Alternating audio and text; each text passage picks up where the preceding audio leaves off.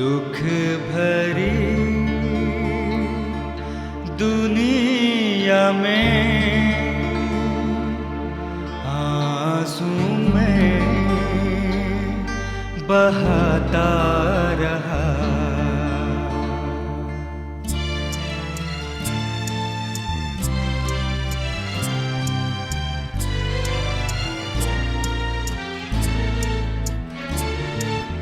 दुख भरी दुनिया में आंसू में बहाता रहा। ढूंढे कई सहारे मैंने, फिर भी बेसहारा रहा। दुख भरी दुनिया में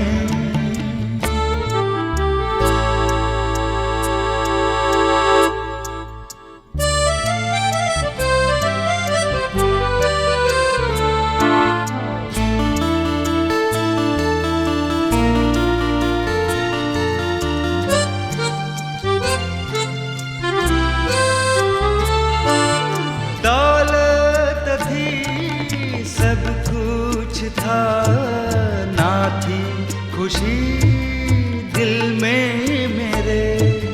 दौलत थी सब कुछ था, ना थी खुशी दिल में मेरे।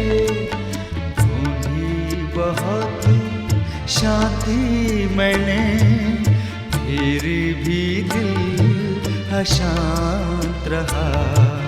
दुख भरी दुनिया में आंसू में बहाता रहा। ढूंढे कई सहारे मैंने, फिर भी बेसहारा रहा। दुख भरी दुनिया में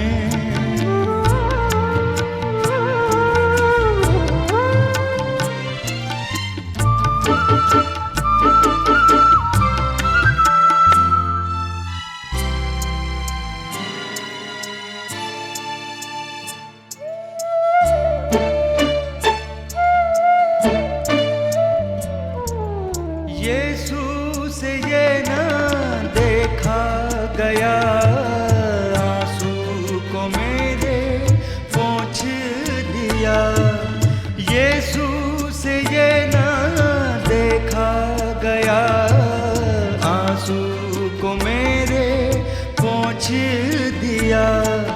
शांति से दिल भर दिया, वो ही सच्चा किनारा मिला। दुख भरी दुनिया में आंसू में बहाता रहा। ढूंढे कई सहारे मैंने, फिर भी बेसहारा रहा। दुख भरी दुनिया में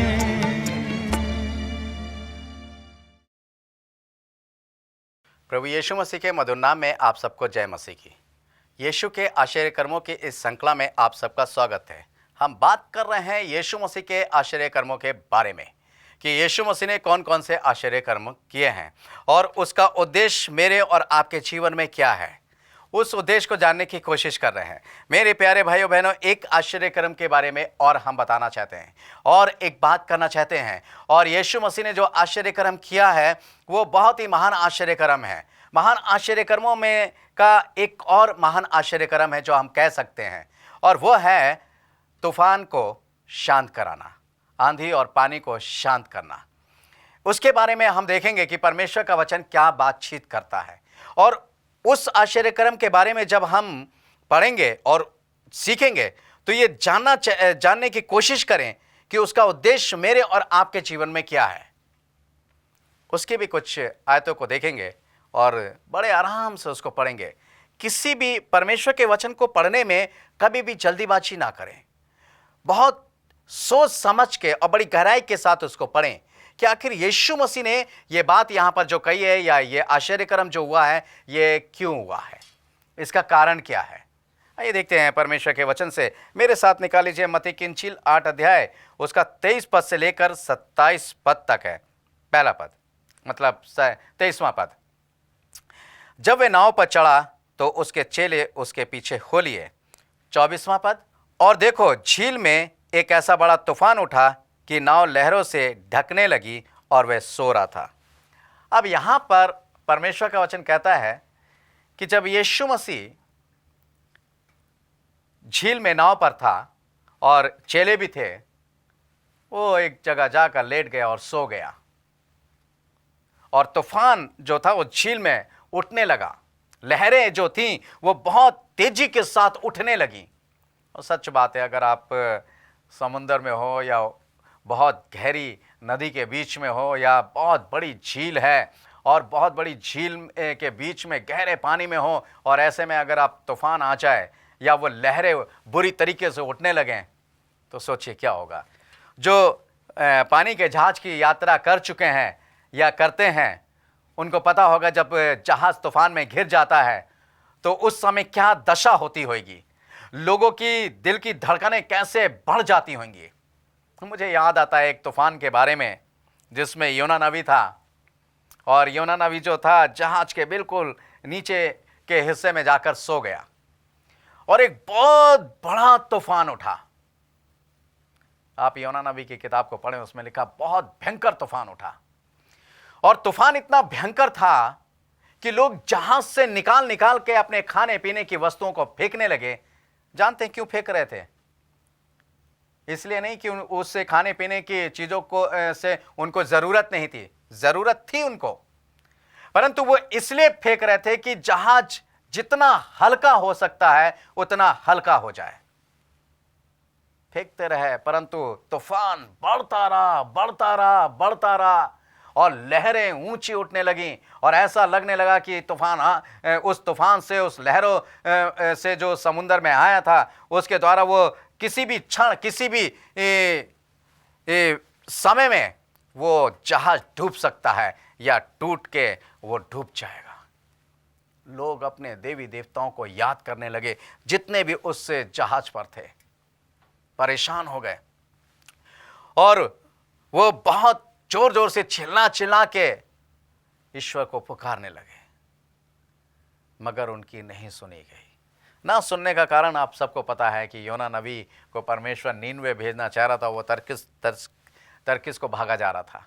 आज हमारे जीवन में ये भी यही कहानी है, बिल्कुल सेम थिंग। योना का ये जो कैरेक्टर है ना, पहला वाला, इसके समान है कि परमेश्वर हमें भेजना कहाँ चाहता है, परमेश्वर चाहता कहाँ है हमें और हम पहुँचते कहाँ हैं।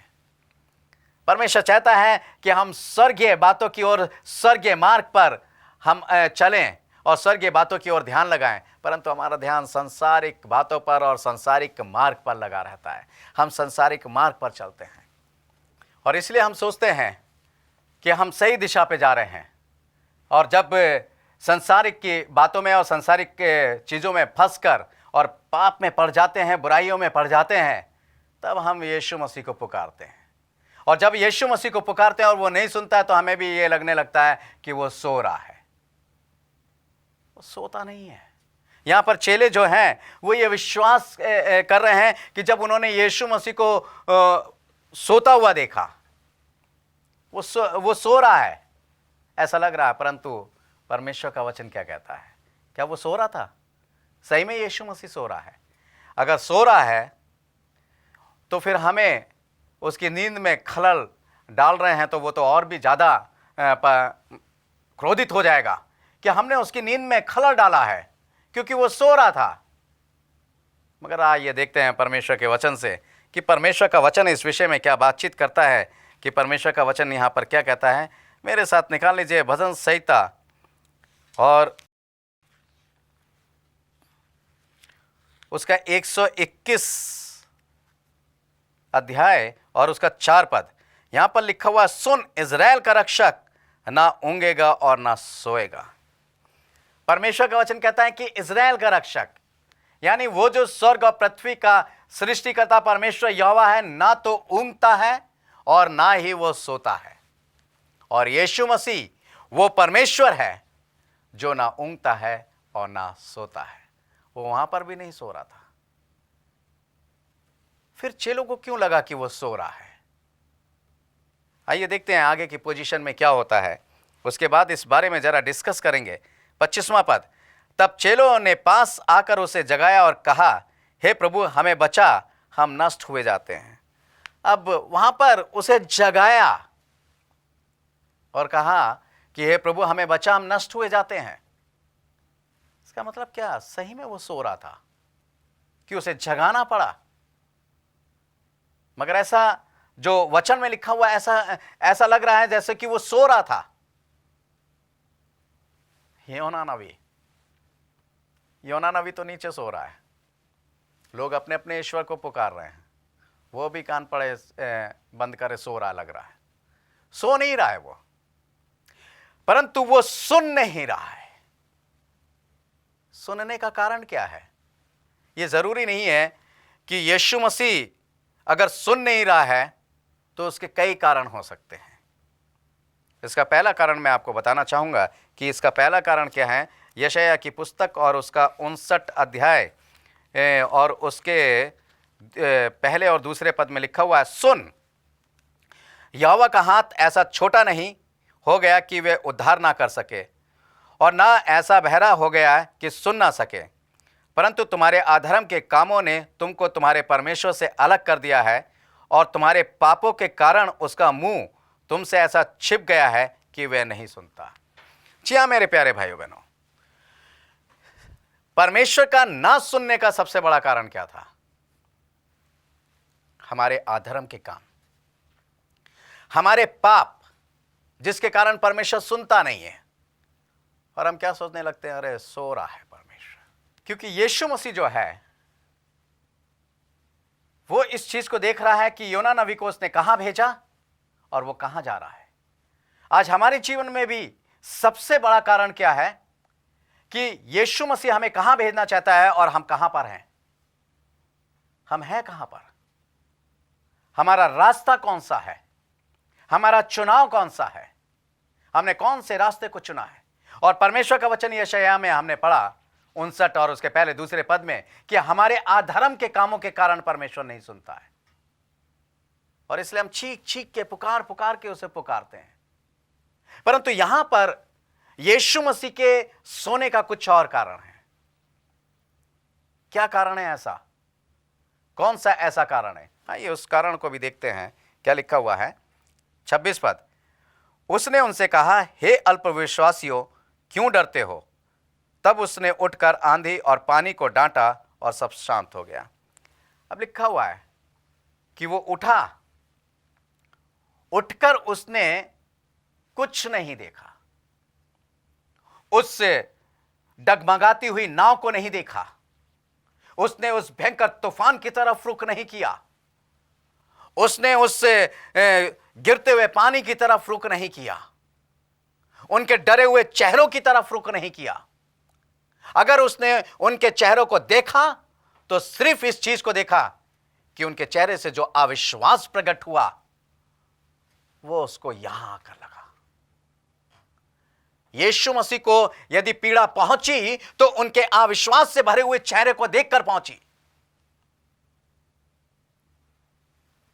क्योंकि इतने आश्चर्य कर्म जो उनके बीच में रहकर यीशु मसीह ने किए, अगर इसके बावजूद भी कि यीशु मसीह उनके साथ है और उनका अविश्वास उनके जीवन में बना है, तो मेरे ख्याल से यीशु मसीह का उनके साथ होना बेकार की बात साबित हुई। उन्होंने यीशु मसीह का अपने साथ होना व्यर्थ ठहरा दिया। सेम थिंग, यही पोजीशन हमारी है। हमारे जीवन में हम बहुत समय से मसीह हैं, हम बहुत लंबी चौड़ी प्रार्थनाएं करते हैं, परंतु आज भी हमारे जीवन से कहीं ना कहीं अविश्वास की झलक उत्पन्न होती है। हमारे बातों के द्वारा अविश्वास की बातें निकलती हैं। हमारे चेहरे से आज भी यीशु मसीह जब हमारे चेहरे को देखता है तो अविश्वास प्रकट होता है, और यही कारण है कि यह अविश्वास यीशु मसीह के उन महान आश्चर्य कर्मों को हमारे जीवन में होने से रोक देता है। और हम ये सोचने लगते हैं कि यीशु मसीह सुन नहीं रहा है, हम ये सोचने लगते हैं कि यीशु मसीह सो रहा है। यीशु मसीह नहीं सोता है, ना वो ऊँघता है और ना वो सोता है। आज भी वह आश्चर्य कर्म को करने के लिए तैयार है। क्या कहता है, मैं चाहूंगा मेरे साथ पढ़ लीजिए यशायाह की पुस्तक को, और उसका 41 अध्याय उसका 10वां पद है। यहां लिखा हुआ है, मत डर क्योंकि मैं तेरे संग हूं, इधर उधर मत ताक क्योंकि मैं तेरा परमेश्वर हूं, और मैं तुझे दृढ़ करूंगा और तेरी सहायता करूंगा और अपने धर्म में दाहिने हाथ से तुझे संभाले रहूंगा। अब यहां पर क्या कह रहा है, मत डर और इधर उधर मत ताक। इधर उधर ताकने का मतलब क्या होता है? इधर उधर ताकना या किसी और की तरफ सहायता के लिए देखना या किसी और को सहायता के लिए पुकारना अविश्वास को प्रकट करता है। अगर हम ये सोचते हैं कि हमारी इस परेशानी या मुसीबत से या हमारी इन बीमारियों से कोई हमें बचा सकता है, हमें बचा ले। हम संसार के डॉक्टरों की तरफ देखते हैं, हम संसार के लोगों की तरफ देखते हैं। जब हम संसार की तरफ देखते हैं तो ये सारी बातें हमारे जीवन में अविश्वास को प्रकट करती हैं, और यही अविश्वास उस नाव के अंदर चेलों के जीवन में देखने को मिला कि प्रभु यीशु मसीह शॉक्ड रह गया। ये क्या कर रहे हैं? मैं इनके साथ नाव में हूं, मैं इनके साथ हूं, और यहां पर यशायाह में कहता है कि मत डर, मैं तेरे संग हूं। हम मसीह लोग क्या कर रहे हैं? हम ये कहते हैं कि यीशु मसीह के हमारा है, हम यीशु मसीह के हैं, यीशु मसीह हमारे संग है, तो फिर डर किस बात का? किस चीज से डरते हैं? जादू टोने की शक्तियों से, अंधकार की शक्तियों से, शैतान की शक्तियों से, बीमारियों से, इन सारी चीजों से मैं और आप डरते हैं, क्योंकि हमारी जीवन रूपी नाव में यीशु मसीह सो रहा है। हम ये मानते हैं, और यही कारण होता है कि मेरे प्यारे भाइयों बहनों, वो आश्चर्य कर्म, वो महान बातें जो मेरे और आपके जीवन में पूरी होनी चाहिए, वो पूरी नहीं होती हैं। और दोष किस पे लगा देते हैं कि यीशु मसीह ने सुना ही नहीं। हाँ, विश्वास प्रकट करते हैं, और यही कारण होता है कि हमारे मसीह जीवन को देखते हुए आज तक कोई भी यीशु मसीह पे विश्वास नहीं कर पाया। यीशु मसीह को वहां आश्चर्य हुआ चेलों को देखकर, और यीशु मसीह को आज भी आश्चर्य होता है कि ये खानदानी मसीह बन चुके हैं, ये वर्षों से मेरे कहलाए जाते हैं, परंतु आज भी इनके जीवन से अविश्वास प्रकट होता है। अब वो अफसोस करता है इस बात का। और क्या बोला चेलों से? शब्द यूज किया है, शब्द को ध्यान दीजिएगा, हे अल्प विश्वासियों। अल्प विश्वासी का मतलब क्या होता है? अल्प विश्वासी का मतलब होता है कि ना तो उसकी गिनती विश्वासियों में है और ना ही अविश्वासियों में है। ऐसा व्यक्ति जो अल्प विश्वासी मझधार में है। प्रकाशित वाक्य की पुस्तक और उसका 3रा अध्याय उसके 15वें और 16वें पद में लिखा हुआ है कि तू ना ठंडा है और ना गर्म है, तो गुनगुना है। ठंडा और गर्म का मतलब कि ठंडा का मतलब कि तू अविश्वासी भी नहीं है, और गर्म का मतलब कि तू अपने विश्वास में जोशीला नहीं है, तेरे अंदर विश्वास का जोश नहीं है, विश्वास की सामर्थ नहीं है, उस विश्वास की ताकत नहीं है जो यीशु मसीह के नाम में होती है। ना तो तू विश्वासियों में गिना जाता है, और ना तो अविश्वासियों में, ना ठंडा है ना गर्म है, इसलिए तो गुनगुना है। और मैं तुझे अपने चित्त से, अपने मुंह से उगलने पर हूं। मुंह से उगलने का मतलब अपने चित्त से, अपने मन से, अपनी सोच से, अपने विचारों से यीशु मसीह तुम्हें निकालने पर है। ऐसे व्यक्ति को जो अल्प विश्वासी कहलाए जाते हैं। जब यीशु मसीह अपने मन से, अपने विचारों से आपको निकाल ही देगा, तो फिर कैसे परमेश्वर का वचन इस बात को बताता है मेरे प्यारे भाइयों बहनों, तो कैसे वो हमारी प्रार्थनाओं को सुनेगा? किस तरीके से सुनेगा? वो कभी नहीं सुनेगा। और इसके बावजूद भी वो चेलों के अंदर उसने उस अविश्वास को देखा। अल्प विश्वासी थे। एक और आश्चर्य कर्म करा, आश्चर्य कर्म किया, एक महान आश्चर्य कर्म जो कोई भी नहीं कर सकता, जो किसी भी प्रकार का वैज्ञानिक नहीं कर सकता, किसी भी प्रकार का इस धरती पे मनुष्य नहीं कर सकता, और सिर्फ यीशु मसीह कर सकता है। उसने वो किया। आंधी और पानी को शांत कराया। वो झील के अंदर एक महान आश्चर्य कर्म हुआ, और ये इसलिए हुआ ताकि उनका विश्वास बढ़े। आज मेरे और आपके जीवन के अंदर बहुत से तूफान, बहुत से आंधी और पानी आते हैं, बहुत से तूफान पैदा होते हैं, और उस तूफानों में यदि हमारा अविश्वास बढ़ने लगता है, हमारा विश्वास घटने लगता है, तब यीशु मसीह फिर समाधान करता है ताकि हमारा विश्वास घटे ना। फिर वह आश्चर्य कर्म करता है, फिर वह अपनी सामर्थ को प्रकट करता है, फिर वह अपने आश्चर्य कर्मों को प्रकट करता है, और उस आंधी और उस पानी को जो हमारे जीवन में उठे हुए हैं उनको शांत करता है। और जब सब शांत हो जाता है, उसके बाद जब हम अमान चैन से हो जाते हैं, जब हमें तसल्ली और शांति मिल जाती है, तब हम फिर दुनिया की बातों में, दुनिया के लोगों में, दुनिया की चीजों में खो जाते हैं, भूल जाते हैं यीशु मसीह को कि जिसने हमें उस तूफान से उभारा, उस अंधकार के तूफान से, उस शैतान की शैतानियत की तूफान से जिसने हमें उभारा, हम उसको भूल जाते हैं। फिर कोई तूफान जब पनपने लगता है, फिर कोई आंधी जब उठने लगती है हमारे जीवन में, तब हम फिर उसकी तरफ देखते हैं, और फिर जब वो नहीं सुनता है, चेलों की तरह ये मन मार के बैठ जाते हैं, सो रहा है वो। जबकि भजन संहिता 21 अध्याय उसके 4 पद को पढ़ा, वहां कहता है, सुन, इज़राइल का परमेश्वर ना ऊँघता है और ना सोता है। मेरे प्यारे भाइयों बहनों, वो इज़राइल का परमेश्वर ही नहीं, इस पूरे संसार का परमेश्वर जिसका नाम यीशु मसीह है, ना सोता है और ना ऊँघता है। वो आज भी जागता है, उसकी निगाहें आज भी मेरे और आपके ऊपर है, वो आज भी मुझे और आपको देखता है।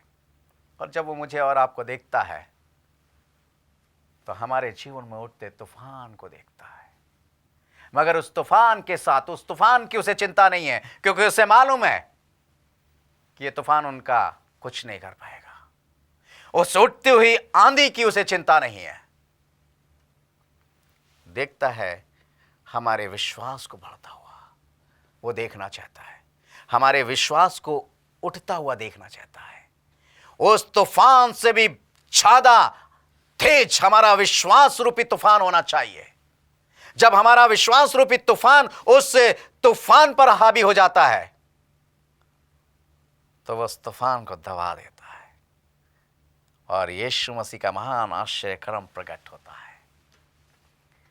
हमारे जीवन में उठती हुई उस आंधी को, जब हमारा विश्वास रूपी आंधी उसको दबा देती है, जो संसारिक आंधी है, जो परेशानी की आंधी है, जो दुख की आंधी है, जो अंधकार की आंधी है, जादू टोने की आंधी है, बीमारी की आंधी है, तब यीशु मसीह जो है उस विश्वास के द्वारा उस आंधी को दबा देता है, और उस विश्वास के द्वारा एक महान आश्चर्य कर्म प्रकट होता है, और फिर हमारे जीवन में सब कुछ शांत हो जाता है।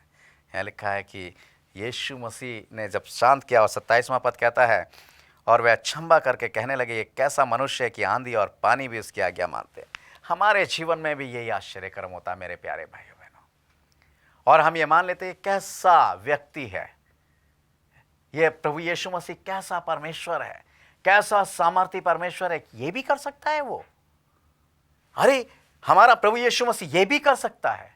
जी हाँ, वो सब कुछ कर सकता है। असंभव को संभव करने वाला परमेश्वर है। इसलिए मेरे प्यारे भाइयों बहनों, आइए हमारे जीवन में उठते आंधी और तूफानों से ना घबराएं। चाहे वह आंधी अंधकार की हो, चाहे वो तूफान शैतान का हो, चाहे परेशानियों का तूफान हो, चाहे मुसीबतों का तूफान हो, जादू टोने की शक्तियों का तूफान हो, बीमारियों का तूफान हो, किसी भी प्रकार का वो तूफान या आंधी पानी क्यों ना हो, अपने विश्वास को बनाए रखें। यीशु मसीह हमारे जीवन रूपी नाव में सो नहीं रहा है, जाग रहा है, परंतु वो देखना चाहता है हमारे विश्वास को। तो मेरे प्यारे भाइयों बहनों, आइए अपने विश्वास को दिखाएं, अपने विश्वास को जगाएं, उस ताकि वो यीशु मसीह देखें, हाँ मैं इनके साथ हूँ, इनको ये विश्वास है, मैं इनके साथ रहता हूँ, ये उनको विश्वास है। इसलिए ये किसी चीज़ से नहीं डरते। जिसके साथ यीशु मसीह रहता है वो किसी चीज़ से नहीं डरते, ना तो परेशानियों के तूफान से, ना आंधी के तूफान से, ना बीमारी के तूफान से, ना किसी भी तूफान से नहीं डरते। वो हर एक तूफान से टकराने का हौसला रखते हैं जो यीशु मसीह पर विश्वास रखते हैं। मेरे प्यारे भाइयों बहनों, आप वही लोग हैं और मैं चाहता हूं कि आपका विश्वास जागे ताकि आप हर एक तूफान से टकरा जाएं, कैसा भी तूफान क्यों ना हो। अंधकार की शक्तियों का, शैतान की शक्तियों का, दुष्टात्माओं की शक्तियों का, या बीमारियों का, या मुसीबतों का, या कलेशों का, या किसी भी प्रकार का तूफान क्यों ना हो, हर एक तूफान से यीशु मसीह के नाम से टकरा चाहिए और फिर उसके आश्चर्य कर्मों को अपने जीवन में देखिए। आइए मेरे प्यारे भाइयों बहनों, प्रभु इस वचन के द्वारा हम सबको आशीष दे। आइए प्रार्थना करते हैं। स्वर्ग और पृथ्वी के सृष्टिकर्ता परमेश्वर यहोवा, एक बार फिर से हम तेरे अनुग्रह के सिंहासन के पास आते हैं। अपने बच्चों में अपने विश्वास को जगा, अपने विश्वास को दृढ़ कर प्यारे प्रभु जी, ताकि ये अल्प विश्वासी नहीं विश्वासी बने, ताकि हर एक तूफान से टकराने का हौसला रखें और प्यारे प्रभु जी यह विश्वास हर एक तूफान को नाश कर सके और तेरे महान आश्चर्य कर्म इनके जीवन के अंदर प्रकट हो सके। पिता परमेश्वर अपनी आशीष दे। आपने मेरी प्रार्थना को सुना, मैं आपका धन्यवाद करता हूँ। ये प्रार्थना यीशु मसीह नासरी के नाम से मांगते हैं, आमीन। मेरे प्यारे भाइयों बहनों, यदि आप चाहते हैं कि हम आपके लिए प्रार्थना करें और इसके बारे में और अधिक जानना चाहते हैं, आपको चाहिए कि ये कुछ किताबें, तो आप संपर्क कर सकते हैं। जो आपके टीवी के ऊपर जो कॉन्टैक्ट नंबर है और जो एड्रेस है, आप इस पे हमसे संपर्क कर सकते हैं। धन्यवाद।